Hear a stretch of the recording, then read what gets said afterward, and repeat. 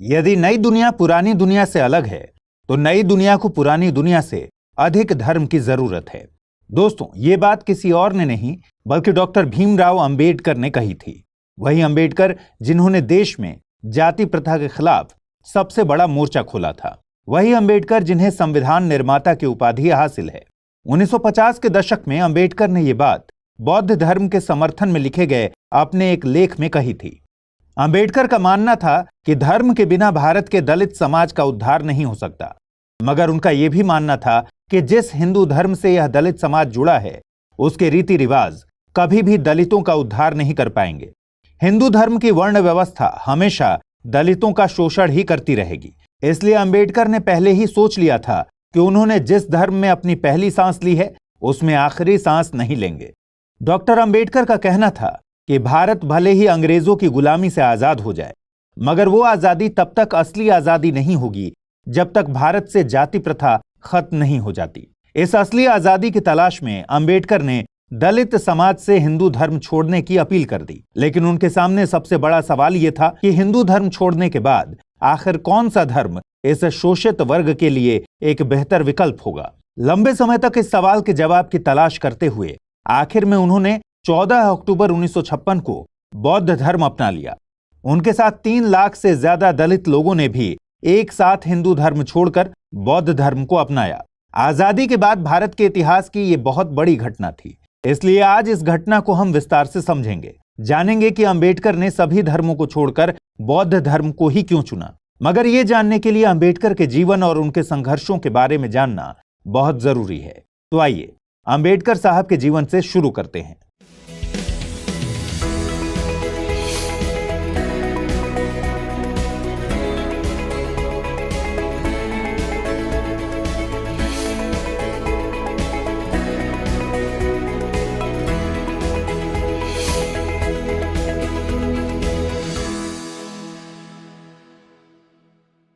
Doctor Bhimrao Ambedkar का जन्म 14 अप्रैल 1891 को मध्य प्रदेश के महू जिले में हुआ था। यहां उनके पिता ब्रिटिश सेना में काम करते थे और वे जाति से महार थे। उनके पिता का नाम रामजी मालोजी सखपाल और मां का नाम भीमाबाई था। छोटी उम्र में ही अंबेडकर को अपने साथ होने वाले भेदभावपूर्ण व्यवहार से परेशानी होने लगी थी, पर इस भेदभाव के बावजूद भी अंबेडकर ने अपनी पढ़ाई लिखाई से ध्यान बिल्कुल नहीं हटाया। भीमराव अंबेडकर की किस्मत कुछ मायनों में अच्छी भी थी। स्कूल में एक टीचर थे जो ऊंची जाति से होने के बावजूद उन्हें काफी पसंद करते थे। उनका नाम था कृष्णाजी केशव अंबेडकर। कृष्णाजी ने ही अपना सरनेम अंबेडकर भीमराव को दिया था। भीमराव के शिक्षकों के बार बार कहने पर उनके पिता रामजी भीम की पढ़ाई के लिए बॉम्बे रवाना हो गए। वहां पहुंचकर अंबेडकर को भारत के सबसे अच्छे स्कूलों में से एक एलिफिंस्टन हाई स्कूल में दाखिला मिला। बड़े शहर में जीवन शैली गांवों से ज्यादा आधुनिक थी, लेकिन यहां भी अंबेडकर को अछूत जैसे शब्दों का सामना करना पड़ता था। उन्हें ऐसे ट्रीट किया जाता था जैसे कि वो बहुत अलग और खराब हैं। इस तरह के भेदभाव का सामना उन्हें अपने मशहूर स्कूल में भी करना पड़ता था। इसी बीच 17 साल की उम्र में भीमराव ने मैट्रिक की परीक्षा पास कर ली। अपने समुदाय से वो ऐसा करने वाले पहले इंसान थे। इसी साल भीमराव की शादी रमाबाई से कर दी गई। उस समय जल्दी शादियां होनी आम बात होती थी। शादी के बाद भी भीम ने पढ़ाई में अपनी मेहनत जारी रखी और अगली इंटरमीडिएट परीक्षा डिस्टिंक्शन के साथ पास किया। मगर आगे की पढ़ाई के लिए उनके पिता के पास पैसे नहीं थे। तब बड़ौदा के महाराज ने अंबेडकर को आगे पढ़ने के लिए स्कॉलरशिप दी। उस स्कॉलरशिप से न सिर्फ उन्होंने बीए पास किया, बल्कि 1913 में अमेरिका की मशहूर यूनिवर्सिटी ऑफ कोलंबिया में मास्टर्स में दाखिला भी लिया। 2 साल के अंदर ही उन्होंने एमए की डिग्री हासिल कर ली और अगले ही साल अपनी पीएचडी थीसिस भी पूरी कर ली। इसके बाद वो कोलंबिया छोड़कर इंग्लैंड चले गए। वहां उन्होंने London school of economics join किया, मगर स्कॉलरशिप खत्म होने की वजह से वहां वे पीएचडी पूरा नहीं कर पाए और बड़ौदा वापस लौट आए। यहां बड़ौदा में ही उन्होंने सिविल ऑफिसर का पद ज्वाइन कर लिया। तब उन्हें लगा कि इतनी ऊंची पोस्ट हासिल करने के बाद उनके साथ जातिगत भेदभाव तो नहीं ही होगा, लेकिन वे गलत साबित हुए। जाति व्यवस्था ने उनका पीछा यहां भी नहीं छोड़ा। ऑफिस का चपरासी भी उनकी जाति की वजह से ही उनके साथ भेदभाव करता था, इसलिए वो यहां भी नौकरी नहीं कर पाए। 1918 में भीमराव बॉम्बे के सिडेनहम कॉलेज में लेक्चरर बन गए। यहां छात्रों के बीच एक प्रतिभाशाली शिक्षक और विद्वान के रूप में उनकी पहचान बनने लगी। इसी समय उन्होंने मराठी अखबार मूक नायक की शुरुआत भी की, जो अछूतों की आवाज बनी। इसी तरह उन्होंने न सिर्फ सम्मेलनों का आयोजन किया, बल्कि दूसरे सम्मेलनों में शामिल होना भी शुरू किया। दरअसल वो जान चुके थे कि दलितों की समस्या को दुनिया के सामने उजागर करना जरूरी है। दुनिया के सामने उनकी समस्या रखे बिना उन्हें समानता का अधिकार नहीं दिलाया जा सकता। उनकी खुद की जिंदगी ने ही उन्हें संघर्ष की अहमियत समझा दी थी। इन संघर्षों के बीच वो अपनी इकोनॉमिक्स की पीएचडी पूरी करने के लिए लंदन भी गए। वहां से उन्होंने वकालत की पढ़ाई भी पूरी की। अब वे दुनिया की बेस्ट एजुकेशन हासिल कर चुके थे। अब वे दलित समुदाय के नेतृत्व की पूरी ताकत रखते थे। आखिरकार उन्होंने अपनी पूरी जिंदगी दलितों के उत्थान में ही लगा दिया। आगे शिक्षा के महत्व को जानते हुए भीमराव ने 1924 में बहिष्कृत हितकारिणी सभा के नाम से एक एसोसिएशन की शुरुआत की। इस सभा का काम हॉस्टल, स्कूल और मुफ्त लाइब्रेरी स्थापित करना था। इसके बाद 1927 में महार सत्याग्रह हो या फिर गोलमेज सम्मेलन में हिस्सा लेना या फिर संविधान सभा में दलित अधिकारों के लिए आवाज उठाना, सभी जगह भीमराव अंबेडकर ने दलितों की मुक्ति के लिए ही काम किया। इन सब के बीच 13 अक्टूबर 1935 को अंबेडकर ने नासिक में ऐलान किया कि वो हिंदू धर्म छोड़ने का फैसला ले चुके हैं। इसके एक साल बाद 1936 में महार सम्मेलन के दौरान उन्होंने एक भाषण दिया, जो मुक्ति कोण पथे यानी मुक्ति का मार्ग क्या है नाम से लोकप्रिय हुआ। इस भाषण में उन्होंने तर्क के साथ बताया कि दलितों को अपना धर्म क्यों बदल लेना चाहिए, मगर करीब 20 साल तक वो ये तय नहीं कर सके कि उन्हें कौन सा धर्म अपनाना चाहिए। आखिरकार 20 साल बाद उन्होंने तय किया कि उन्हें बौद्ध धर्म को अपनाना चाहिए। मगर सवाल है कि बौद्ध धर्म ही क्यों? दरअसल अंबेडकर ने हिंदू धर्म छोड़ने और बौद्ध धर्म अपनाने से पहले सभी धर्मों के बारे में विचार किया था। अगर उनके शुरुआती लेख और लेक्चर्स को देखें तो उनमें अंबेडकर इस्लाम की ओर झुके हुए दिखाई देते थे। 1929 में बहिष्कारी भारत के एडिटोरियल लेख नोटिस टू हिंदुइज्म में वे लिखते हैं कि धर्म परिवर्तन करना है तो मुसलमान बनो। उनके इस रवैये से हिंदूवादी संगठन को खतरा महसूस होने लगा था।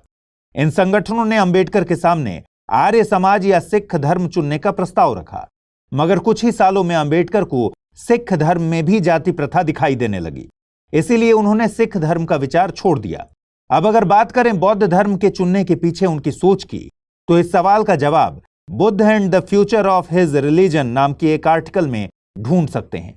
इस आर्टिकल में उन्होंने दुनिया के सबसे बड़े 4 धर्मों की तुलना की है। इस तुलना में उन्होंने बौद्ध, हिंदू, ईसाई और इस्लाम धर्म को शामिल किया है। इन चारों बड़े धर्मों के संस्थापकों, पैगंबरों और उनके अवतारों के बारे में लेख में विस्तार से बताया है। इसमें उन्होंने यीशु के बारे में बताया है कि यीशु खुद को ईश्वर का बेटा कहते हैं और अपने अनुयायियों से कहते हैं कि जिसे भी ईश्वर के पास पहुंचना है उन्हें यीशु को भगवान का बेटा मानना होगा। ऐसा ही कुछ इस्लाम के साथ भी था। मुक्ति चाहने वालों को मोहम्मद साहब को खुदा का पैगंबर मानना था। साथ ही ये बात भी स्वीकार करनी थी कि वे ही इस्लाम के आखिरी पैगंबर हैं।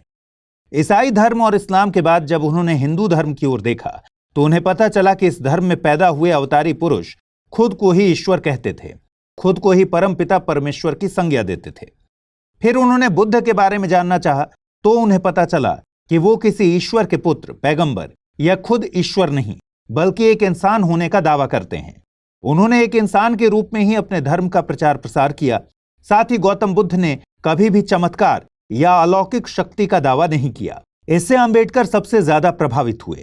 यीशु, पैगंबर मोहम्मद और हिंदू अवतारों ने जहां खुद को ही मोक्ष और मुक्तिदाता कहा, वहीं बुद्ध ने सिर्फ मुक्ति का मार्ग दिखाया, जिस पर चलना सबको खुद से ही था।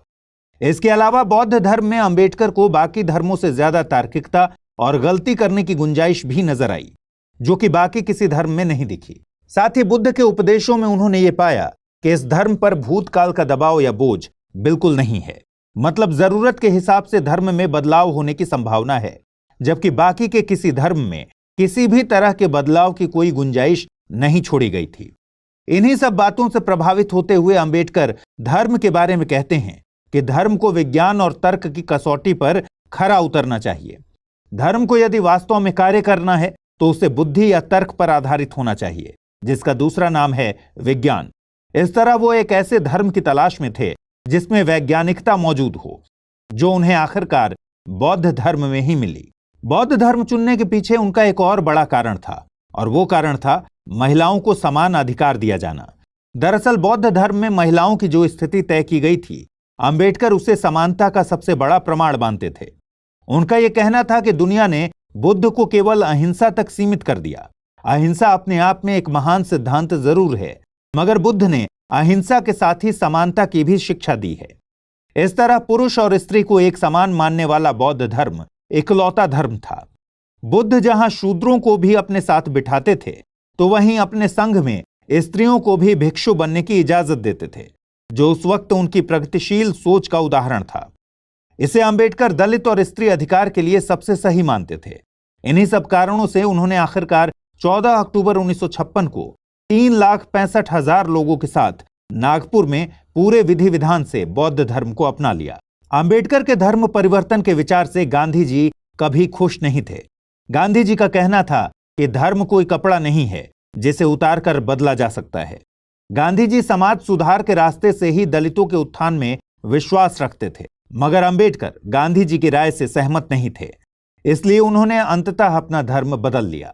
हालांकि यहां कुछ लोगों का यह भी दावा है कि अंबेडकर ने बौद्ध धर्म गांधी जी के प्रति सम्मान दिखाने के लिए ही चुना था। ऐसा इसलिए क्योंकि अंबेडकर अपना धर्म बदलना तो चाहते थे, यहां वो गांधी जी से सहमत नहीं थे। लेकिन उन्होंने बौद्ध धर्म इसलिए चुना क्योंकि वो भारत के सनातन परंपरा से ही निकला हुआ एक धर्म था। यह किसी और देश से भारत नहीं आया था। ऐसा करके उन्होंने गांधी और अपने मतभेदों को बनाए भी रखा और गांधी के सनातन धर्म की अवधारणा से दूर भी नहीं गए। आपको बता दें कि इन बातों का कोई लिखित प्रमाण नहीं मिलता, ये महज दावे हैं। अंबेडकर के इस धर्म परिवर्तन को इतिहास में दलित बौद्ध धर्म आंदोलन के नाम से दर्ज किया गया। इस आंदोलन से प्रभावित होकर लाखों दलितों ने हिंदू धर्म छोड़कर बौद्ध धर्म अपना लिया। इस वजह से 1950 के दशक तक जहां देश में महज 1.5 लाख लोग ही बौद्ध थे, वहीं 1960 के दशक तक यह संख्या 32 लाख तक पहुंच गई। धर्म परिवर्तन के 2 महीने बाद ही अंबेडकर साहब की मृत्यु हो गई। उनकी मौत के कारण यह आंदोलन ज्यादा आग नहीं पकड़ सका और धीरे धीरे धीमा पड़ने लगा। आज भी हम दलितों के बौद्ध धर्म में परिवर्तन की खबर सुनते रहते हैं, जिसे डॉक्टर भीमराव अंबेडकर से ही प्रेरित कहा जा सकता है। कुल मिलाकर कहें तो डॉक्टर भीमराव अंबेडकर ने जिस तरह से समाज में फैली हुई गहरी जाति प्रथा को खत्म करने की कोशिश की, उसमें वो काफी हद तक सफल हुए। उनकी वजह से आज देश में निचली जाति के लोगों के जीवन में शिक्षा, सरकारी नौकरी और सामाजिक जगहों पर उनकी उपस्थिति को तय किया जा सका है। उनके इन प्रयासों में ही धर्म परिवर्तन के आंदोलन को देखा जा सकता है। इस आंदोलन के जरिए वो लोगों को 4 वर्ण की इस व्यवस्था से मुक्त करना चाहते थे। हालांकि इसमें वो पूरी तरह से भले ही सफल नहीं हुए हों, मगर जातिगत भेदभाव के खिलाफ विरोध जताने के लिहाज से इस आंदोलन को जरूर सफल माना जा सकता है। आज बस इतना ही। अगले सेशन में किसी और महत्वपूर्ण टॉपिक के साथ हम फिर हाजिर होंगे, लेकिन इससे पहले आप कमेंट सेक्शन में इस वीडियो के बारे में अपना फीडबैक जरूर दीजिएगा। आपके रिस्पॉन्स का हमें इंतजार रहेगा। नमस्कार। हिंदी में यूपीएससी की तैयारी से संबंधित प्रोग्राम्स को देखने के लिए सब्सक्राइब करें स्टडी IQ IAS हिंदी।